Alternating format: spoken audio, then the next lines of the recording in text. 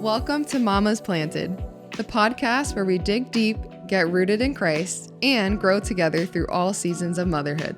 I'm Vanessa, your host, and I'm so excited you're here.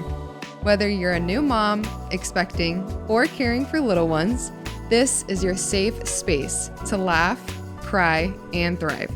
Each episode will dive into the challenges and joys of raising tiny humans. So grab your coffee, throw on your mom bun, and let's walk this journey together with grace, faith, and a whole lot of fun. Welcome to another episode of Mama's Planted. I am so excited that you tuned in to this episode today because I have two amazing guests with me, and that is Kara Montalvo and Yadi Morales. Hello. Hello. Hi. Thanks for having us. Of course, absolutely. So the reason why I'm so excited that I have these two in front of me today, well, across the screen, is because they are some of the funniest people I know, and they are missionary moms to be on mission very soon. We will get into that later. And they also have their own podcast called Passports and Pacifiers. So thank you guys for tuning in. Yes. No, thank you for having us. Yes, and for being our podcast inspo. Literally. Vanessa did the podcast, and I was like, man, I want to do that for missionary moms. We're not worthy. She's the inspo. She's No, Okay, you're starting a movement. Come on. I love you guys so much, and thank you for saying that. You're very kind. Okay, so let's get into our topic for today, which is really about the importance of that mom tribe, that village, that community that we need with other moms and just people who are going to be there to support you and root for you and just be your biggest cheerleaders. So as moms, why do we need this and what's the importance behind it? What do you guys think? Great question. Kara? Okay. You want me to go first? Go. Okay. So, I came up with a couple little things as I was preparing for this, but the reason Of course that you did. I think sermonette, let's go. Little sermonette here. I think that we need a mom tribe to feel three things: to feel seen, safe, and sane. Okay, Love so I'll it. explain these a little bit. So you need a mom tribe so you can feel seen. So your kids are great. Your kids love you, but for the most part, your kids only know you as one thing. They know you as Trash can. I'm just kidding. servant. No, they know you as like your role as a mother, but your mom tribe knows who you are as a person and can see you as a whole person. So sometimes you really need to be seen as more than just a mom. Sometimes you really need someone to come in there and be like, you're not just, your child's fruit snack servant. You are a whole person. You are more than a conqueror. You can do this. Like, sometimes you need someone to just see you. The other one is safe, okay? So sometimes motherhood, you just need to be able to tell someone something that might not sound that great. Sometimes, and for them to not judge you and think that you're a bad mom. Sometimes I'll just tell Jody, like, I don't think my kids are okay. Like, they are insane. I'm not even sure they're real humans. Like, they might be aliens. It's true. I'm not really sure. But then she'll come back and she'll just be like, no, they're fine. Like, why do you think that? Yeah. But then she'll also be like, my kid's insane too, so here we are. But no, I think it's important to be able to feel safe in a space where you can kind of share what you're feeling without being judged. Now, I do think that there's a time for, like, gentle challenging. Like, sometimes, I think a lot of times we parent out of our own trauma, and sometimes we'll be doing something and we'll be like, well, it has to be this way because this is how I was raised. And sometimes a mom friend can look at you and just be like, well, the Bible says this. The Bible says, to lead them in the way they should go. And, to kind of bring that steady and strong filter of the Holy Spirit, into some of these things that you may not have noticed on your own. So that's the second thing, to feel safe.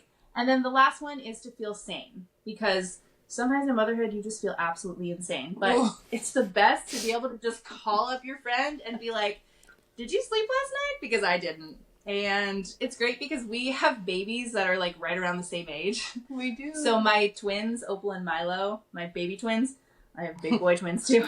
My baby twins. The fact that Kara can say she got two sets of twins, right? Right. My baby twins and my big boy twins. No, my baby twins are the same age as her second son. Yeah, like around. Around the same age. He's a little younger. And so it's just really great because we're kind of in that very same like newborn baby season for the second time together. So it's really fun to just be like, are you sleeping? No? Okay, great. Like there'll be nights that we text each other at like 2 a.m. Like 2 in the morning. I'm like, and ooh. she's like sending me Instagram reels and I'm like, haha, LOL, I'm up too. Like, Late night. to feel seen, safe, and sane. That's why we need a mom tribe. Tribe? Mom train? A mom train? I'm here for it. Oh, yeah. Choo choo. Soul train. Ooh, I like the mom train. I like a mom train. All aboard. All right. But what's your answer? Oh, that was like so good that I don't want to talk. All right. I'm just kidding. No, I feel like for me, the importance of it, aside from all those amazing things, yes, and yes to everything you said. I feel like just personally speaking, I'm a type of person who, you know, I don't really open up to everybody. I don't really share a lot with everybody. I'm very outgoing, but the importance of having like a mom tribe or a group of people like that I can trust in just helps me to feel like I'm not alone. Like I'm doing this with other people who are in the same boat as I am. Although it may feel like I'm alone, I'm not alone. So that's like what it is for me, is that just to have a community makes you feel like everything you're doing, you're not doing by yourself. Yeah. Yes to all of that. All of that is so good and just so relatable. I'm also thinking about scripture too, and how having that mom tribe village is also biblical. So if we look at Galatians 6:2, it says, carry each other's burdens, and in this way you will fulfill the law of Christ. That's And good. I'm also looking at Hebrews 3:13, where it says, encourage one another daily. And the only way that we can do both of those things, by encouraging and also carrying each other's burdens, is by having that community, having that relationship, making those friendships, possibly going out of our way to do some of these things, because it can be hard for some of us to maybe come out of our comfort zone to do a little bit of this, but the importance behind it is so worth your comfort level. Yeah. And if it's also something that God is telling us to do, as far as, you know, Christ followers, moms, kind of whatever era, so to say, you find yourself in, I would say that it's so important to do those things because of exactly what Yadi said too. I wrote that down, that we don't feel so overwhelmed. Yes. I'm overwhelmed. Yeah. And yes, and it can be really hard to do that. So when we're talking about our village and tribe, something that also comes to my mind is, what does your village look like? Because I feel like that can also look different from person to person, and maybe even throughout certain seasons of our life too. Me, my village, as I had said before, I'm not the type of person who is very like open to everybody knowing everything about me. I'm outgoing, I'm super extroverted, but I think like most extroverts, only a few people really, really, really know the core of you, just because of whatever trauma you might have, or just because you can't let everybody in at all times always, or else you're just going to be burnt out and, you know, all that jazz. So for me, I have a close-knit group of moms that I can kind of like talk to, look to. Like literally I could name just like off the top of my head a few people that I'm like, yeah, I can talk to that person about this, or I can go to this person about that. Literally Kara's like the mom. I've had many friends. It's okay. But only one mattered. Oh. Glinda. Hashtag wicked. Hashtag fork. So it's like I have lots of friends, but there's only a few that really, really like are at the core of like my little circle. Oh, that's real. So that's my answer. I have like a tight-knit group of moms that I can talk to, that literally we help each other with random things. I mean, shout out to Liz. If you know her, you know she's incredible, amazing woman of God. She has 2 little kids as well. Yeah. But being super vulnerable and transparent here, I nursed both my babies. But when my second born was born, that's funny. When my second son was born, I, for some reason, just didn't produce enough milk. Like, I don't know what was wrong. And so the first couple months, like, I was good. And then I started noticing, like, a decline. And I got really down about it. I felt like, you know, all the feelings like I'm not enough. This is not it. And it's like, I know what you're thinking. Oh, why not, you know, do formula? But it just was not like something that we could do as a family. And I also just didn't really want to. So I don't know when or how that kind of came up, but I was talking with Liz about it, and she just out of nowhere was like, oh, I have milk. Like, I'm producing way more this time around with my second born, so I can just give you some. And I literally just like started crying, and I was like, what? Like, what even is that? And she's like, yeah, I can just help you, like, just give you a boost. And I was just like, that's it. Like, that's what a mom tribe is for. Like, when I just don't have enough, like, another mom's like, yeah, I can just give you some. Like, I'll just give you some of my supply. And she is literally my milk dealer. That's what I call it. Like, she's my milk lady. So, like, I'm like, Liz, you're raising 3 kids now. I know. But no, that's really great, though, because I love that you said that, because I feel like moms just, like, do that for each other. Mm-hmm. Like, you know, like, I feel like Liz was probably like, oh, let me just give you this milk because I have it. I feel like every time, like, I meet someone who's gonna have twins, I'm like, what do you need? Let me tell you everything. Like, every time, because I have 2 sets of twins, so, oh, this was already mentioned, sorry. I didn't say it. flex on it. It's okay. I'm, like, so experienced. No.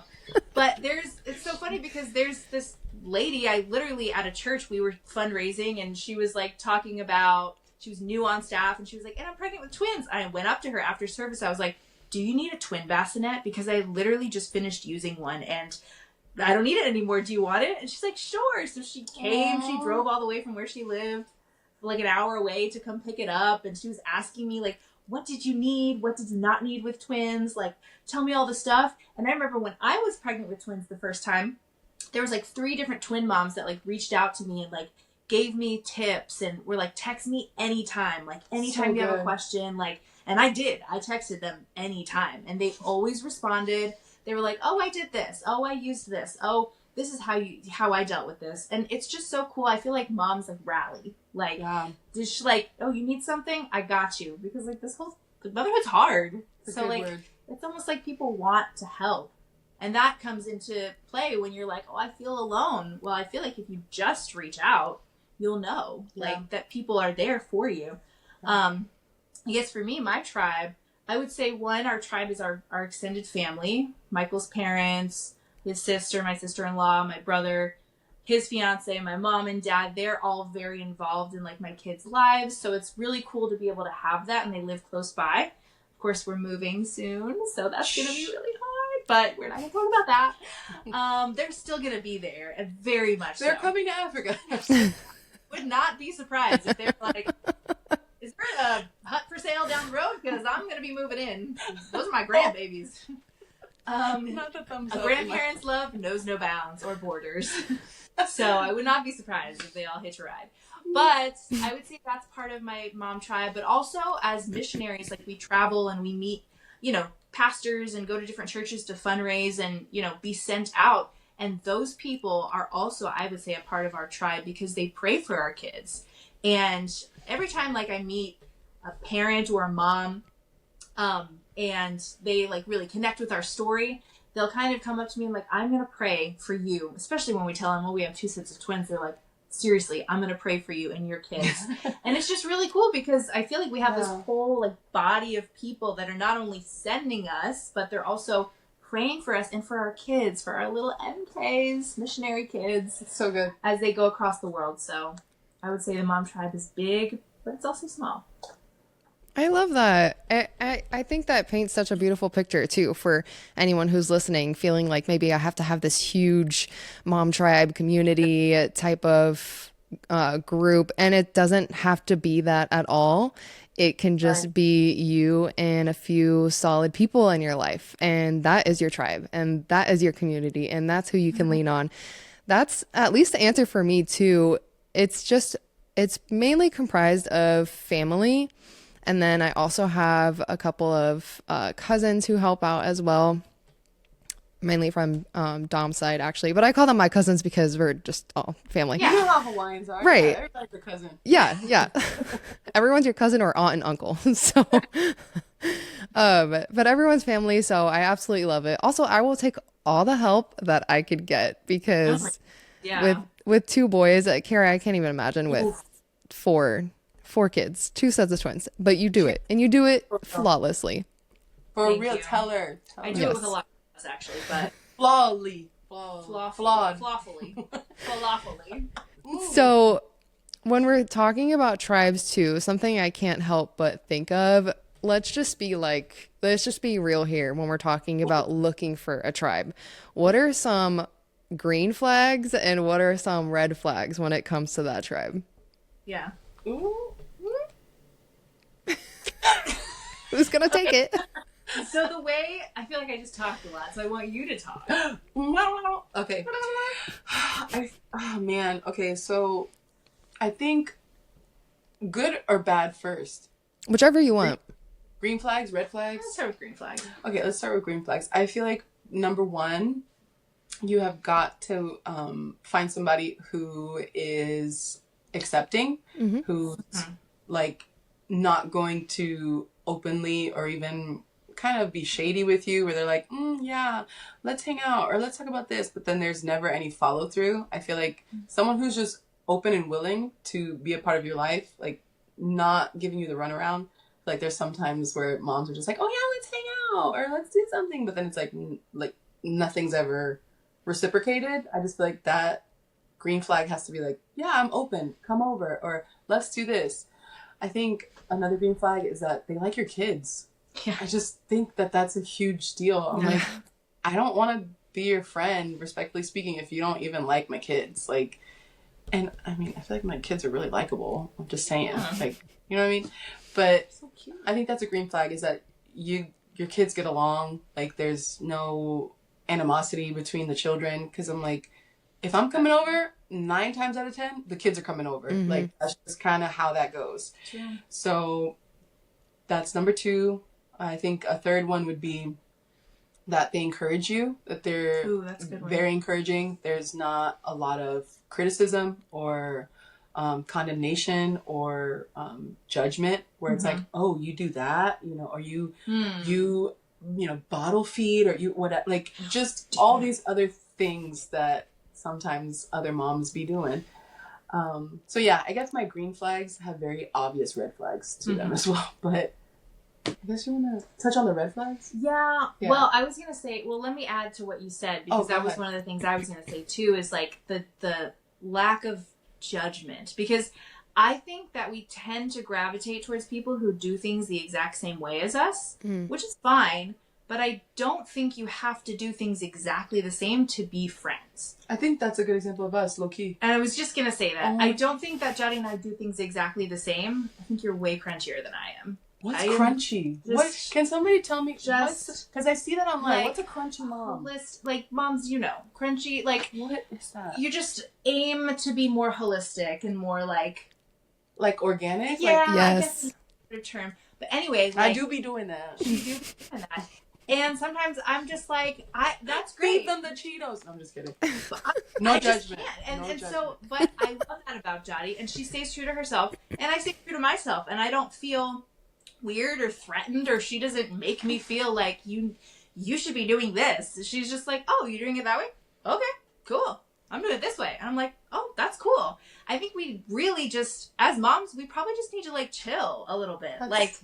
We just need to just like be cool with whatever decision the other person makes. Of course, if they're like doing something very unbiblical and you're both Christians, you should probably think, about that. But I think in general, I think we get way too like tripped up on the little differences that we have, instead of just understanding that we're all just trying to do what we think is best for our kids. Yeah. And that's what's important in finding like a mom friend, is like letting a green flag would be just like that acceptance and just being like, whatever it is that you choose to do, I'm going to support you through that. Right. You want to do, all organic?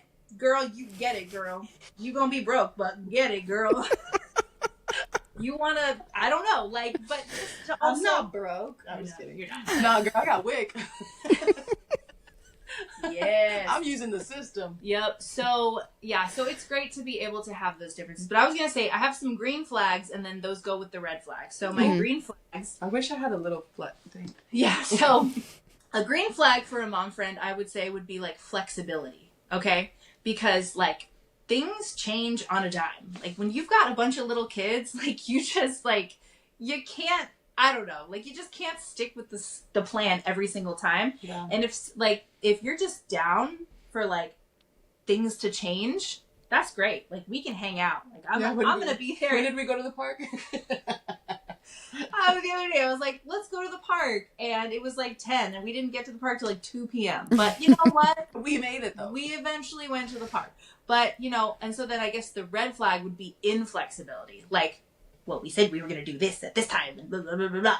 And I don't know. That's just it's hard to be like too rigid. Yeah. If you're too rigid, and this is also like advice, like don't be a red flag. Like don't be too rigid. Have grace. You know. Mm-hmm. These in different seasons of life. Maybe you're a little more organized than other people. Have some grace on people. Like not all of us can, you know, be as organized, or maybe some of us need to be a little more organized. Yeah. That would be me. So another green flag would be positivity. You're a positive person. Like you talk positively about your children. You talk positively about life. That's a great person to be around. The red flag would be if you're very negative. If you're always complaining about your kids. Downer. Debbie Downer. That was a perfect sound. You need to like zoom in on me, Don. I did not plan that. As soon as she did it, I was like, it's raining outside. Yeah, that is totally a killjoy. Yeah. Yeah. So, I mean, negativity, like, you know, especially when people just talk badly about their kids constantly, like, that's hard to be around, you know, because you're just like, your children, like, you're molding them, like, they're becoming people, they're not fully formed yet, you know, like, yeah, so that's another one. I think safe space, though, like, I think we all do it, like, yeah, we all have those moments, but I feel like it's when it's, like, a constant, like, right, if it's excessive, yeah, because we all, you know, we complain sometimes. We got to, you know, you got to feel seen, you got to feel safe, and you got to feel sane. This is Kara's sermon. Okay. Oh, and then my last green flag would be people that like your kids and you. Okay. Aww. And then, okay, so I like your kids. I don't like you. Right. So there may be someone in your life, this would be a red flag, that really loves your kids, but really doesn't like you. You don't have to be friends with that person. You don't have to let that person into your life. I don't know. Some people have, maybe you have this. Name them. Maybe you have some like difficult family members that are like, they love your children, but they just don't have a good relationship with you. I would say you don't have to like let that person in as much, you know? But a green flag was they love your kids and they love you. Jody already said that. So I think she put it the best. It's true. Those are such good green and red flags to look for when talking about a mom tribe. I basically wrote down most of the things that you guys wrote down too. Something that I want to add to our list is I also put like respect your parenting for a green flag. Like if kind of like what you said with Yadi, the relationship that you guys have, if Yadi is looking more towards organic stuff, like you're respecting that parenting. It's like the sliding example. That's not the only thing. I know. No, it's not. It's not. I'm crunchy. It's fine. Yeah, it's crunch. crunch. Gosh. I'm sorry. But also so I'm thinking about an example. Like when I say respect your parenting, I'm talking about sometimes Dom's cousin will come over and help me watch the boys, and she'll hang out with them, and she will make sure that she asks me, like, before she hangs out with them, is there anything that they shouldn't be doing? Like, how is time out working, stuff with that. That shows me instantly that you respect my parenting, because you're asking me and you're taking the time to, what should I feed them? If this happens, should I call you? If I don't know, because you know that life with kids is unpredictable. And even though she doesn't have kids, she already understands that, though. Like she already understands the respect that's there for my kids. And because I also think that that's because she loves them. Like she genuinely cares about them. So that's also a part of a green flag for me, at least, respecting the parenting. Love her. Is she available on weekends? Or does she do twins? No, she's already busy with me, guys. Fine. Whatever day she's not. Okay. Okay, something else I want to add about red flags, which you kind of already touched on it, but I'm gonna say bad mouthing other moms. Ooh. So you were talking about really bad tricky. mouthing your own kids, you know, sort of in that area. I'm also thinking about a huge red flag is if I'm hanging out with a mom and she starts talking about how bad it is that so and so lets her child does this or speaks to her child this way, then and you do that with your child and you're like, yeah, like, oh yeah, that's so bad. yeah, okay. right. Yeah. That is a huge red flag to me. I'm like, I don't want to be anywhere near you because if you're telling me this now, how do I know you're not doing the same thing? Right. Like, what's my problem that you're telling other people about? Ooh, right. That's gossip. Ew. Yeah. And we don't like gossip. No. So that is a good one. Yeah. I know that we talked a lot about green flags, red flags to look for in a mom tribe. And I'm really just thinking about the person who's listening today, the mom who's listening today, wondering, I don't have a mom tribe and I'm trying to take everything in that you guys are talking about. What advice would you give to the mom who feels like she should be a part of that community, have her own mom tribe, but just hasn't found her place? Wow. I felt that sigh. I think, I don't know your side. My side is like, I feel like I was there, you know? And so I think I'm sighing because I'm like, man, I remember that feeling of what it felt like, where it's like, oh, just can't. Because even though, yes, I've had Kara in my life for a long time, but I feel like it wasn't up until recently that I feel like I have opened up and been very like honest with how I feel as a mom, as a woman, as all these things. And because it takes courage to do that. Yeah, and therapy. Prayer and fasting. But yeah, so I think number one, my advice would be like, if you are feeling very alone, that is like a sign that you need to start figuring out, is there something that I'm doing? Am I in my own way here? And if so, why? And how can I change it? So for all the moms out there who feel like they're doing it alone, ask yourself, why do I feel this way? And how can I change it? Is it something that I'm doing? Am I not being open enough? Because for me personally, it was that. It was like, I'm not being honest about how I'm feeling. Like, yeah, I'm depressed and something's wrong and I need to talk about it. And I need to get over myself and the shame that I might possibly feel. Like, even if you feel like, man, nobody understands, getting it out is like just so much better. Like you already feel like you're winning because you're like, okay, I got that out and I'm still alone, but you know what? I said something. And there will come a time where people will come alongside you and they will rally. I love that word, rally. They'll rally for you. And baby number 3, rally. Not Raleigh. Not quite. No, I'm not. No babies. Today we have it announced. No.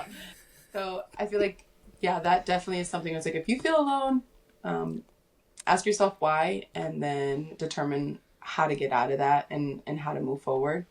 That would be my advice, for sure. Yeah.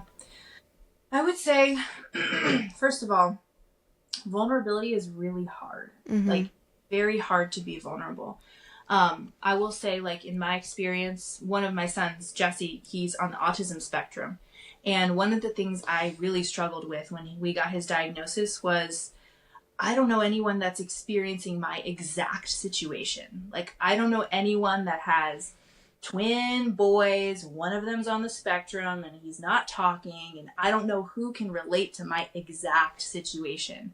And I think I got really, really tripped up on my exact situation, that I wouldn't open up to anyone who may just be willing to hear me out or just listen or just be interested in what I was going through. And I think sometimes we think, well, my specific situation is really hard because my baby is dealing with this really unique thing, and we tend to like pigeonhole ourselves in this little unique box, and we're like, well, nobody is this size and this, struggle specifically, and we're like, well, nobody can help me. And then we actually do find some, sorry. No one can help me. I triggered the hearts. We just figured this out, and we were trying to avoid Somebody any needed hand that. gestures. That's so No one funny. can help me. Anyway, no, but you feel like you're this own unique situation, and that is such a tactic of the enemy to keep you quiet and to keep you isolated and to keep you alone. Yeah. Because I feel like the moment that I started really deciding, no, I'm just going to share about what I'm going through with another mom or just somebody who like loves my kids, it suddenly just became so true that like community is what brings you out of that mentality, and so I feel like going first and being vulnerable, that is what you have to do. And I know that's really scary, but you're most like, and this is the advice like with making friends, like go ahead and be a friend, it's like that when you're trying to find your mom tribe. Go ahead and be a tribe for someone's pregnant, go to them and be like, hey, do you need a bassinet? Because I have one. Here, you can have my bassinet. Yeah. You can have my baby clothes. Hey, would you mind if I like come over and help you set up your nursery? Like just going first and putting yourself out there. I know that sounds like such stereotypical advice, but being able to be vulnerable, I would say that vulnerability is scary, but vulnerability almost always wins. Like if you are willing to be vulnerable, you will almost always, there are exceptions, but you will almost always be met with, oh, wow, like, okay, I can open up to you. And then that's how you form a friendship. Yeah. I mean, this is biblical. Yeah. Some man came to serve and not to be served. Like, what is the most vulnerable thing is to put yourself last. Right. So, yeah. That's what I would say. That's so good. Thank you guys for sharing that. I also wrote down in my notes too, like this is not sponsored by Nike, but I literally wrote down, oh, look at that. I'm just kidding. We should be.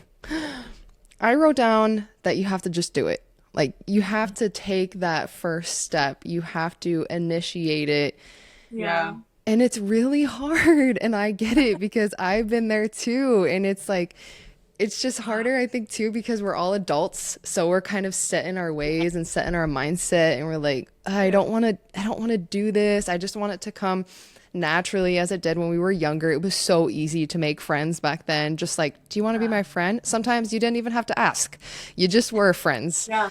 Yeah. But now that we're adults, we have to put in a little bit more effort and a little bit more work. But that's okay because since we're putting in the effort and the work as adults, that means that we're also going to get more out of the relationship as well because we're having to take that extra step. Mm-hmm. I wrote down some practical things. So if you're a mom and you're listening too, like, I think that you also need to lower your expectations from the start. Don't feel like you're going to find your number one on the day one that you start searching, because it might not happen that way. But praise God if it does happen that way. I absolutely love that for you and for them, because they probably need it too. But if it does not happen, it's okay. Keep looking, keep going, keep searching. Doesn't mean that you're doing anything wrong or they're doing anything wrong. Maybe you just don't click. And we've said that a lot, I feel like, in this episode. So if you don't click, that's fine. Also, a practical way that you can make those new mom friends or really just kind of find your tribe is if you have a home church that you attend, see if your church has a mom group. Sometimes they do. And those are really great low-hanging fruit to just attend. And you would be surprised, I feel like, at the friends that you can really make from that. So that's an option. And something else I wrote down too is you can also volunteer in like the nursery or children's area. This is hardly a plug for like serving at your church. But hey, it's also biblical and important, just like Yadi said. So those are some practical things that if you're listening right now as a mom and you're like, I don't even know where to start. This is all great. I know that I should have a community, a tribe, a village, someone to call in the middle of the night when I am feeling insane. This is a really great and easy way to start doing that. But if there are other ways that you feel led to do, I would encourage you to do that, because it's probably the Lord putting that on your heart as well. So before we end our episode for today, I really just want to thank Kara and Yadi so much for their words of wisdom, for your guys' encouragement, for your friendship and your vulnerability, and just answering these questions from a place of, hey, I've been there before and it's hard, but I just want you to know this is where I am now.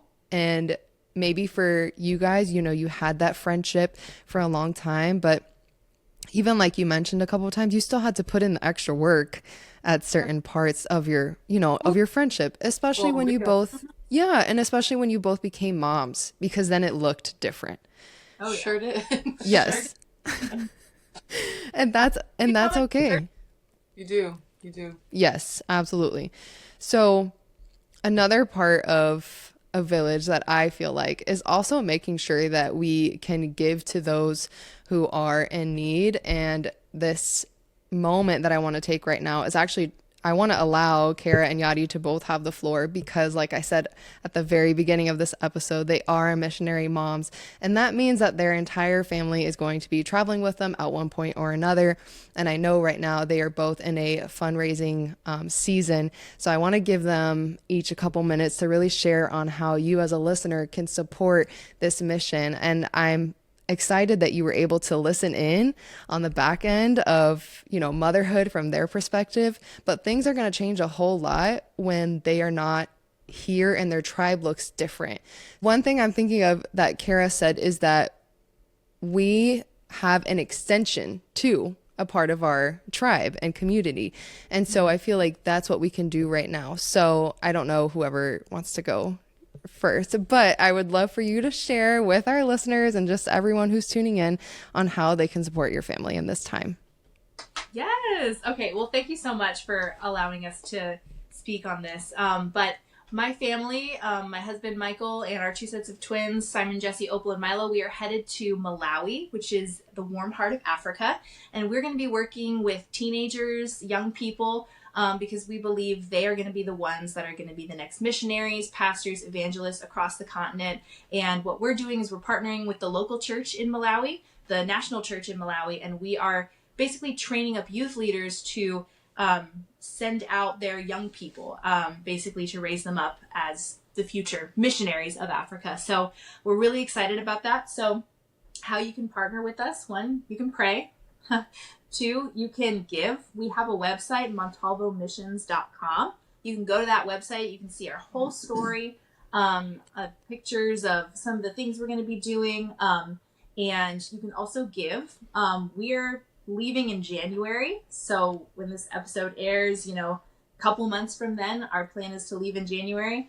And we are about $10,000 in one-time gifts away. So we are very, very close to being able to cross that finish line. So anything that you would be able to contribute would help. And also, if you're feeling a call to missions and you want to explore and you're like, I feel like Africa's on my heart, also let us know, because one of our hopes and dreams is to be able to, you know, raise up other missionaries and send them to different parts of Africa to replicate what we're doing in Malawi. So if Africa is something on your heart and you want to talk about it, let us know. But yeah, that's kind of how you can be praying with us. Thank you. Let Jody take the floor. My turn. So the Morales family, myself, Jody, Angel, my husband, and then our two kids, Maggie and Maximo, we are going to a sensitive country, so I can't share the actual name. I can give you the region. So we're going to be in Southern Asia. So I definitely would encourage you to follow us on Instagram at Morales Moving Mountains. And I can share that with Vanessa too. That way she can post that on her socials and get you guys that information. But with that being said, we need your support as well. Obviously, prayerfully, like where we're going is a very dark place. It's a very broken place. It's a very difficult place, and they need the gospel. And we're going to reach some unreached people groups in the mountains, in the Himalayan mountains. So just be praying for access because we have to go covertly. We have to do a lot of things a little bit under the radar. So just pray that we get all of those open doors. Yes. Number one, pray that we get there. So we're about 60% funded for monthly support. So we just need like literally about $2,000 a month in monthly support, and then we can go. So literally, if you feel a call and you're like, okay, I want to support these people for $100 a month, I want to support for $50 a month, whatever you can do is a blessing, and it will advance us to advance the gospel in Jesus' name. And the last thing is, if you do feel called to Southern Asia and you're like, man, I want to be a missionary and I want to go over here, then reach out. Let me know what's up. We can always use more people. You know, the harvest is plentiful, but the workers are very few. If I could, yes. No, I just want to say, like, statistically, like, there's less than 1% of our denomination are missionaries. Like, there's such a huge need in this world. And like if you are feeling a call, like, we just want to encourage you today. Like, we're just a couple of moms with a bunch of little kids, and we're going to go and we're going to do what the Lord is calling us to do.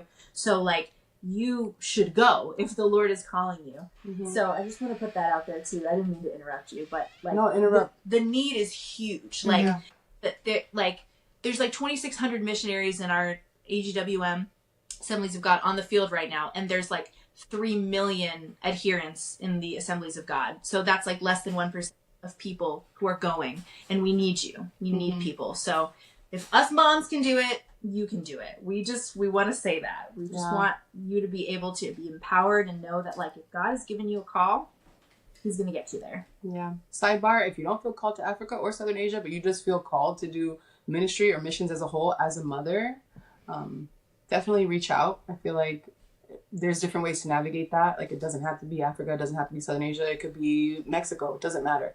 But I know that it can be scary, especially as a mom. And that's where we're unique, is that we are mothers going on the mission field. Yeah. You know, because you can go as just a couple, you can go single.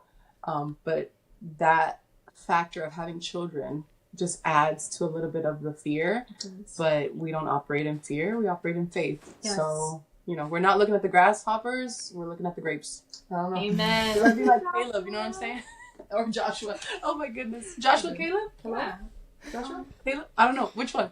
But yeah, so we will. Oh, no, I did it. Whoopsie. The heart's going to show up. Anyway, thank you, Vanessa. Yeah, thank you so much for allowing us to share this. And we love you. I love you guys too. And I'm so thankful. There it is. I'm so thankful that we were able to talk about this. I feel like this is also just a very needed conversation. Doesn't really get touched on a lot. So I really appreciate just your insight, your wisdom, everything that you really gave into this conversation. So thank you guys. And thank you for listening in on this conversation today. I am going to link all of those things below as far as their journeys and also how you can give as well. So thank you for tuning in. If this episode has blessed you in any way, I would highly encourage you to like, subscribe, comment, share it with a friend. Yes, all the buttons. So that we can get the word out there to more moms and continue to build this community as well. I'll see you next time. Thanks for joining me today on the Mamas Planted podcast. I hope you found a little inspiration to help you grow in your motherhood journey. If you enjoyed today's episode, please share it with a friend and help us spread the word. And don't forget to follow us on social media for encouragement and updates. You can find us on Instagram at Mamas Planted. Until next time, keep planting those seeds of faith and watch them grow.